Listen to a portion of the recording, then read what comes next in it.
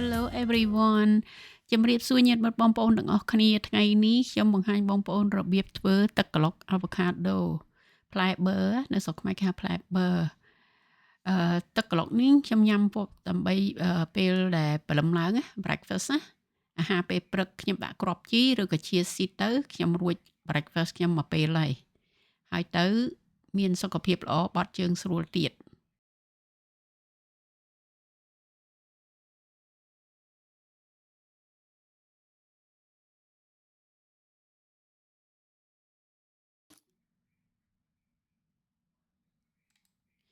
ខ្ញុំញ៉ាំជាមួយនឹងគ្រាប់ជី basil គ្រាប់ជី basil ឬក៏ខ្ញុំញ៉ាំជាមួយ chia seed ខ្ញុំលាយអាហ្នឹងឲ្យរីកដើម្បីឲ្យវារីកណាបងប្អូនដាក់តែមួយស្ព្រាក៏បានដែរមិនបាច់ដាក់2ស្ព្រាដូចខ្ញុំទេមួយស្ព្រាកន្លះមួយស្ព្រាទៅមួយស្ព្រាកន្លះ2វារៀងក្រាស់បន្តិចវាធ្វើឲ្យខាប់ណាហ្នឹងហើយមួយស្ព្រាកន្លះក៏បាន2ស្ព្រាក៏បានមួយស្ព្រាក៏បានដែរស្រាចិត្តយើងចូលចិត្តទេណាអាហ្នឹងoptional ព្រោះnóវាជួយយើងដែរជួយកាពះយើងឲ្យយើងបត់ជើងស្រួលអីចឹងណាគ្រាប់ជីឬក៏ chia seed មួយណាក៏បានដែរស្រុកអាមេរិកបាក់រកទិញបន្តិចគ្រាប់ជីchia seed នេះសាបូនៅ Costco គឺលក់មួយស្បោងធំអញ្ចឹងហ្មងនេះដួសដាក់មួយស្ព្រាកាហ្វេឬក៏2ស្ព្រាកាហ្វេស្រាចិត្តយើងឲ្យយើងលាយឲ្យហើយក៏បានយើងមិនលាយឲ្យហើយក៏បានដួសដាក់ហ្មងក៏បានអានេះខ្ញុំចង់ញ៉ាំភ្លាមខ្ញុំលាយទឹកបន្តិចដល់មកហើយទឹកក្លុកខ្ញុំហ្នឹងវារៀងសាបណាបើ2ស្ព្រាបងប្អូនដាក់3ស្ព្រាបាយចាំមើលខ្ញុំកូរឲ្យមើលវារៀងខាប់ដល់ហើយខ្ញុំថែមមួយស្ព្រាបាយទៀតដើម្បីកុំឲ្យកូរទៅដល់បាន1ផ្លែតទៅវាខាប់ខ្ញុំដាក់ទឹក3ស្ព្រាបើសិនណាជាបងប្អូន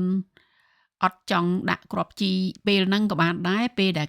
ក្លុកហើយយើងដាក់គ្រាប់ជីក៏បានដែរឬក៏គ្រាប់chia seedហ្នឹងណាអានេះខ្ញុំចង់ធ្វើភ្លាមញ៉ាំភ្លាមបើបងប្អូនអត់ទេដួសដាក់នឹងទឹកក្លុកយើងហ្មងក៏បានដែរពេលដែលយើងធ្វើហើយហ្នឹងណាប៉ុន្តែយើងត្រូវចាំ 3-4 នាទីដើម្បីឲ្យវារីកណាហ្នឹងហើយ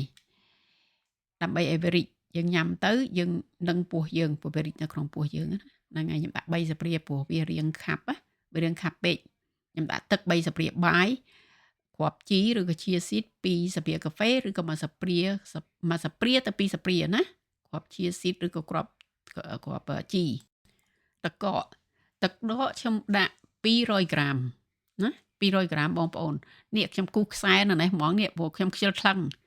ខ្ញុំវល់អញ្ចឹងហ្មងណាមិនថ្លឹងមកបាក់ស្ករខ្ញុំដាក់2ស្ព្រាបាយកំប៉ុងណា2ស្ព្រាបាយនឹងវា40ក្រាមបើបងប្អូនចង់ផ្អែមជាងហ្នឹងដាក់3ស្ព្រាទៅវាទៅជា60ក្រាមហើយបើបងប្អូនមានជំងឺទឹកនោមផ្អែមដាក់តែមួយស្ព្រាក៏បានដែរព្រោះខ្ញុំលាយនឹងទឹកជាមួយគ្រាប់ជីដល់ឲ្យវារៀងសាបខ្ញុំដាក់2ស្ព្រាប៉ុន្តែ2ស្ព្រានឹងផ្អែមឡមទេអត់ផ្អែមខ្លាំងទេអូខេផ្អែមល្មមហើយ avocado នេះអាធំមែនណា extra large ទេអានេះ large ធម្មតាឯណាខ្ញុំដាក់1កណាត់ពីព្រោះបើខ្ញុំដាក់1វាតិចពេកណា1កណាត់វា200ក្រាមស្មើនឹងទឹកកក avocado ហើយនឹងទឹកកកស្មើគ្នាណាដាក់ចំនួនប៉ុនគ្នាយើងពុះជា4អញ្ចឹងទៅវាសរុបហែកណាបើយើងពុះជា2វាពិបាកហែកបន្តិចតែពេលយើងពុះជា4អញ្ចឹងទៅវាសរុបកើសគ្រាប់វាចេញទៅចិត្តក្បាលវាចោលបន្តិចពីព្រោះវាខ្មៅខ្ញុំចាត់វាចោលនេះស្នុកបកឃើញទេបកតម្លាក់ដាក់ក្នុងនឹងអញ្ចឹងទៅដាក់1កណាត់ទៅណា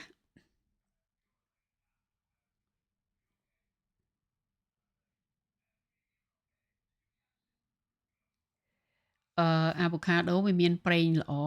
ខ្លាញ់ល្អវាជួយ good cholesterol ណា avocado ម្ល៉េះហើយខ្ញុំធ្វើអញ្ចឹងញ៉ាំឲ្យតែខ្ញុំមាន avocado សល់1សល់2អីខ្ញុំធ្វើហើយខ្ញុំធ្វើរាល់ពេលធ្វើឲ្យដាក់ទូទឹកកកទុកបានអាចបានមួយអាទិត្យពុំដែលបានមួយអាទិត្យទេតែ3-4ថ្ងៃអស់ហើយព្រោះមួយថ្ងៃមួយកែវបាន4កែវហ្នឹងហើយបើកូនខ្ញុំញ៉ាំទាំង2ទាំង3នាក់ហ្នឹងអស់ហើយតែមួយថ្ងៃហ្នឹងនេះខ្ញុំដាក់1កណាត់ទៀតអូខេពីព្រោះអត់បាន200ក្រាមខ្ញុំចង់បានស្មើនឹងទឹកកកដើម្បីឲ្យវាមានជាតិ avocado ច្រើនជាងកុំឲ្យទឹកកកច្រើនជាងទឹកច្រើនជាងផ្លែឈើយើងណាហ្នឹងហើយ200ក្រាមដែរទឹកកកហាញ់ avocado ស្មើគ្នា ហ្នឹងហើយហើយទៅនៅសល់មួយកណាត់ទៀតនេះណានេះខ្ញុំមានគ្រឿងនេះអាគ្រឿងហ្នឹងខ្ញុំលាយឲ្យស្រេចមាន garlic powder ម្សៅខ្ទឹមណាមានម្រេចមានអំបិលមាន chicken powder ម្សៅមាន់ណាហើយនឹងស្ករលាយចូលគ្នាឲ្យស្រេចម្សៅនេះកូនខ្ញុំចូលចិត្តណាស់តែអាវ៉ាកាដូពុះគេរួយអាហ្នឹងហើយខ្ញុំដាក់កន្លទូចនេះដើម្បីសនុករួយអានេះមកនេះកំប៉ុងខ្ញុំទិញម្សៅខ្ទឹមមកខ្ញុំយកវាមកប្រើណាខ្ញុំកត់ទុកឲ្យស្រេចអំបិលហើយនឹងម្សៅមាន់ហ្នឹងអាចស្មើគ្នា55ហើយនឹង30បងប្អូនអាចដាក់ស្ករ90ក៏បាន85ក៏បានដែរចាំដល់ពេលខ្ញុំដាក់វីដេអូនឹងមួយបងប្អូនអាចចៀនស្តេកក៏បានជាមួយសាច់គោដាក់ចៀនទៅហើយរោយទៅហើយបងប្អូនអាចចៀននឹងត្រីក៏បានទិញនៅ Costco filet ហ្នឹងអាវ៉ាកាដូហ្នឹងក៏បានហើយបើធ្វើ egg roll វិញគឺវល់សាច់ហើយនឹងវល់បន្លែហើយណាជោគអានឹងដាក់ហ្មងអត់មានថែមអីទៀតទេគឺថែមតែប្រេងល្ងទេអត់ថែមអីទៀតទេបងប្អូនគឺឆ្ងាញ់បរោយអត់មានថែមគ្រឿងអីទៀតទេគ្រឿងនេះគឺខ្ញុំផ្សំឲ្យស្រេចដួសញ៉ាំអញ្ចឹងទៅកូនខ្ញុំគេចូលចិត្តរោយដួសញ៉ាំឲ្យតែមានអាវ៉ាកាដូគេរោយអាហ្នឹងហើយដួសញ៉ាំខ្វាច់ៗអញ្ចឹងទៅអស់ហើយនិយាយនេះដួសញ៉ាំទៅយើងកុំទុកវាយូរទុកយូរអាវ៉ាកាដូវាដូរពណ៌ដល់ហើយដួសញ៉ាំអស់អញ្ចឹងទៅនេះក្រូចឆ្មាដល់ពេលចូលក្រូចឆ្មាណាក្រូចឆ្មាខ្ញុំហ្នឹងវិទ្យាខ្ញុំនៅក្រោយហ្នឹងតាណាំខ្ញុំនៅក្រោយហ្នឹងវាធំហើយវាអត់មានគ្រាប់ទៀតឪមហាទឹកក្រូចឆ្មាមួយអាចបានកន្លះចានពពកពីព្រោះទឹកឪមហាទឹកឲ្យក្រូចហ្នឹងគេហៅក្រូចដើមតឿវាអត់ខ្ពស់ទេខ្ពស់តែកម្ពស់ខ្ញុំនឹងឯងហើយផ្លែវាខ្ញុំចាំវាជ្រុះបានខ្ញុំទៅរើស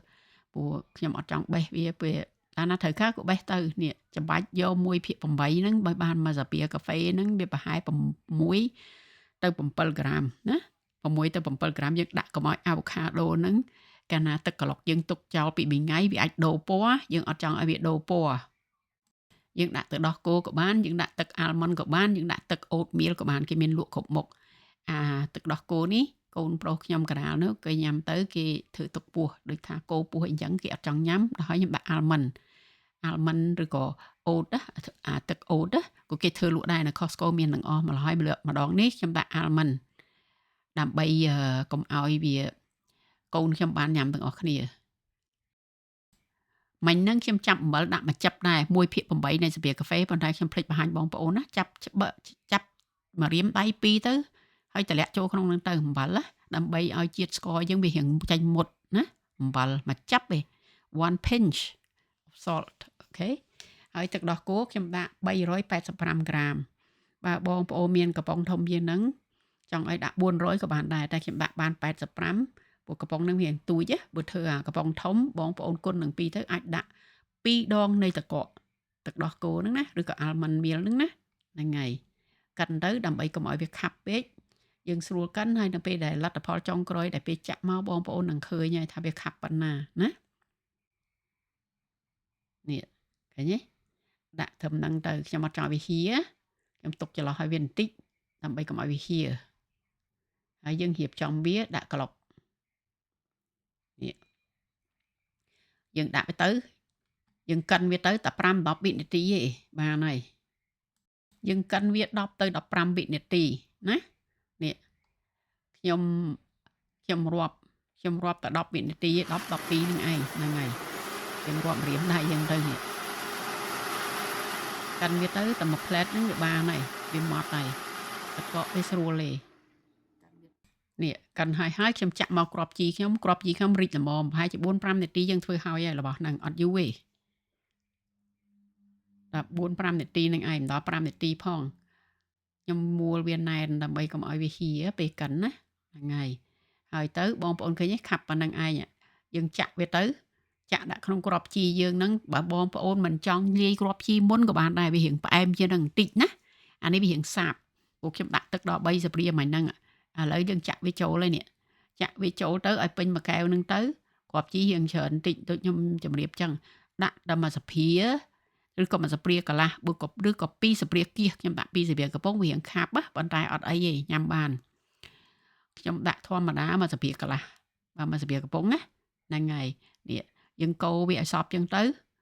ហើយយើងញ៉ាំបានហើយបើបងប្អូនមិនចង់លាយគ្រាប់ជីមុនឬក៏chia seed មុនទេដួសដាក់ហ្មងទៅប៉ុន្តែនៅពេលដែលដួសហើយហ្នឹងកូរហើយហ្នឹងរងចាំវា 3-4 នាទីឲ្យវារីកណាឲ្យគ្រាប់ជីយើងរីកអូខេហ្នឹងហើយធ្វើតែប៉ុណ្្នឹងយើងញ៉ាំបានហើយ breakfast យើងហើយយើងញ៉ាំទៅសុខភាពល្អទៀតបត់ជើងស្រួលទៀតនេះកូរវាឲ្យសព្វទៅណាខ្ញុំមិនបានមើលគ្រប់ជ្រុងជ្រោយជាងការកូរអត់សព្វហ្នឹងហើយព្រឹកឡើងខ្ញុំញ៉ាំអាហ្នឹងឯងខ្ញុំយកបញ្ចេញពីទូទឹកកកមកខ្ញុំលាយគ្រាប់ជីដាក់ចូលក្នុងហ្នឹងទៅខ្ញុំទៅដុសធ្មេញដុសអីទៅនេះឃើញទេឆ្ងាញ់ផ្អែមល្មមប៉ុន្តែវារៀងសាបបន្តិចព្រោះខ្ញុំដាក់ទឹក3ស្រាមិញហ្នឹងណាភ្ញាក់ឡើងដួសជីដាក់កូរហ្នឹងទៅណាឬក៏chia seed ហើយទៅដុសធ្មេញទៅដុសធ្មេញហើយយើងមកញ៉ាំបានហើយវារីកល្មមណាប៉ុន្តែអានេះលើកទី1ខ្ញុំលាយវាហើយប៉ុន្តែរាល់ថ្ងៃខ្ញុំដាក់លាយនឹងទឹកហ្នឹងហ្មងខ្ញុំលាយនឹងទឹក smoothie ហ្នឹងហ្មងទឹកក្លុកហ្នឹងហ្មងខ្ញុំអត់បាច់លាយទឹកទេហើយវារៀងផ្អែមជាងដែលខ្ញុំលាយទឹកមុនណាហ្នឹងហើយយើងដុសធ្មេញដុសហើយទៅដល់ពេលហើយវារីកល្មមមកញ៉ាំណាខ្ញុំធ្វើអញ្ចឹងញ៉ាំរាល់ព្រឹកខ្ញុំទុកវាចោលអញ្ចឹងទៅថ្ងៃណាអត់ទៅអត់មានអាវ៉ាខាដូក៏អត់ទៅប៉ុន្តែបើមានទៅខ្ញុំធ្វើក្លុកទុកចោលទៅដាក់វាទូទឹកកកទៅអាកំប៉ុងដែលក្របហ្នឹងណាហើយព្រលឹមឡើងដាក់មួយកែវទៅដាក់ស្លឹកដាក់គ្រាប់ជីមកស្ព្រាទៅមកស្ព្រាកន្លះទៅឬក៏chia seedមកស្ព្រាកន្លះទៅបានហើយបានញ៉ាំហើយឃើញទេអត់ពិបាកធ្វើទេបងប្អូនហើយញ៉ាំទៅបត់ជើងស្រួលសុខភាពល្អទៀតណាព្រោះអាវ៉ាខាដូវាជួយវាមានជាតិgood cholesterol ណាដែលជួយយើងណាហ្នឹងហើយអាវ៉ាខាដូអត់មានអីអាក្រក់អីដែលខ្ញុំអានដែលខ្ញុំស្រាវជ្រាវទៅគឺមានតែល្អឯងរឿងអាក្រក់គ្មានទេតែយើងញ៉ាំប៉ុណ្្នឹងល្មមកុំលេងថាអាវ៉ាខា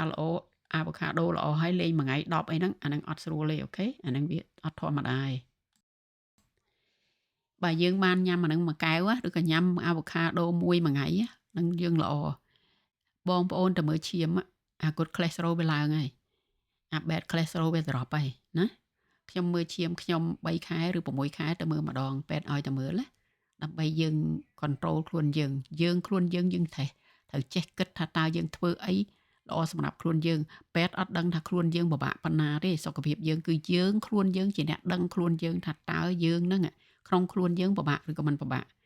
យើងសង្កេតមើលរបស់ដែលយើងញ៉ាំថាតើយើងញ៉ាំអីដែលជួយយើងឲ្យស្រួលខ្លួនយើងញ៉ាំអីដែលធ្វើឲ្យយើងអត់ស្រួលខ្លួនឃើញទេហ្នឹងហើយម្ល៉េះហើយយើងតាមមើលទៅពេទ្យឲ្យមើលឈាមក៏មើលទៅឥឡូវរួចរាល់ហើយណាបងប្អូនអាកំប៉ុងហ្នឹងដាក់ទូទឹកកកទៅទុកបាន5-6ថ្ងៃទុកអាចដល់មួយអាទិត្យអូខេប៉ុន្តែមិនបានមួយអាទិត្យទេបានតែ4កែវទេ4ថ្ងៃអស់ហើយបើកូនខ្ញុំញ៉ាំម្នាក់មួយកែវថ្ងៃហ្នឹងគឺអស់ហើយត្រូវធ្វើទៀតឥឡូវរួចរាល់ហើយណាបងប្អូនបើចូលចិត្តមកមុខហ្នឹងចែកចាយគ្នាមើលទៅជួយ subscribe YouTube ខ្ញុំដើម្បីលើកទឹកចិត្តខ្ញុំណាសូមថែរក្សាសុខភាព